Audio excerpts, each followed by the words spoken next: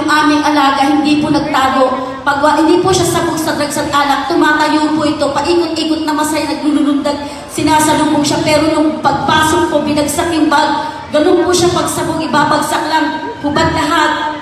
Wala siyang saklot, pero yung time na yun, wala po siyang hinubad, binagsak lang yung bag. Tinawag ako, first time ko narinig yung tawag na yun, ang sabi niya, Nay, halika rito, may sasabihin ako sa'yo. Ayaw ko po lumapit kasi talagang kinakabahan po ako. Alam niyo po, 3 beses niya akong tinawag hanggang lumabas na po ako, napilitan po ako lumabas. Patay po yung ilaw, ang sabi niya po sa akin, patawarin mo ako sa lahat ng nagawa kong pagkasal sa iyo.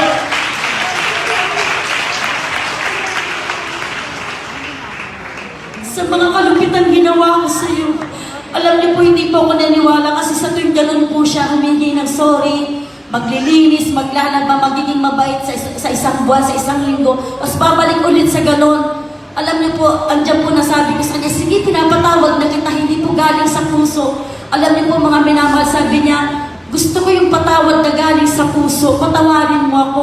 Alam niyo po, andyan po, nabinuksan ko po yung ilaw, pagtingin ko po, yung sign po kasi nasabog po ito sa marijuana, mapula po yung mata. Pag sabog po sa shabu talaga makikita mo yung itsura niya, nagtitirik po yung mata niya, pati dila niya kulay puti. Pag sa ano naman po, marijuana, dilaw po yung kuko. Ganon din po sa mga gamot po, sa mga iniinom na tabletas, mapula po yung mata niya.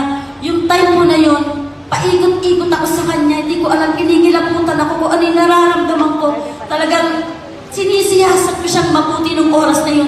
Kakaiba, sabi ko gano'n, may nararamdaman ako kakaiba.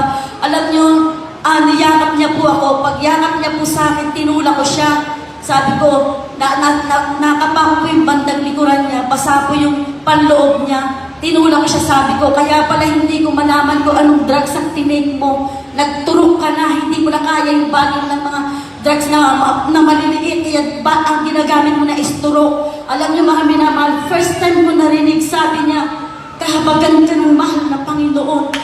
Tinanggap ko ang mahal na Panginoon, nagpabautismo ako sa tubig, sa pangalan ni Jesus.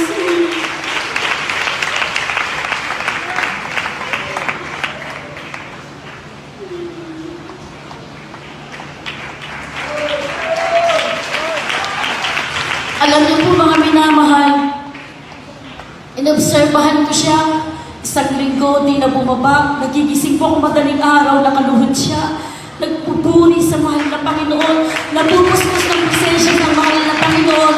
Alam niyo po kasi nagaling ako sa ibang gawain, yung presensya na yun, alam niyo po mga minamahal, nagbabasa ng Biblia, sahig namin, dingding, palad niya, andyan yung mga bersikulo, nagsasaulo siya. Alam niyo po mga minamahal, isang beses, dumating po yung mga kaibigan niya, niyaya po siya ng drugs at alak. Sumagot po siya, pre, binago na ako ng mahal ng Panginoon.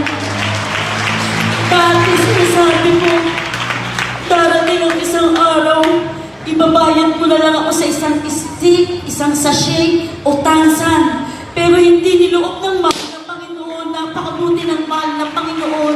Hallelujah! Hindi lang po yan ang problema ko, 2 po sila. Yung aking pong pangalawang anak, pinanganak ko pong may butas ang puso, may talim po ang buhay, mamamatay po siya sa edad na 3 years old. Sabi po ng doktor sa heart center, alam niyo po mga minamahal, isang araw po inatake yung mahal na anak ko. Sabi ng beloved husband ko, kasi nag-church siya sa Jesus Miracle Crusade, ako dun sa pinanggalingan ko, hindi pa rin po ako sa kanya sumama. Alam niyo mga minamahal, nung inatake yung aking mahal na anak, nagpuri po siya.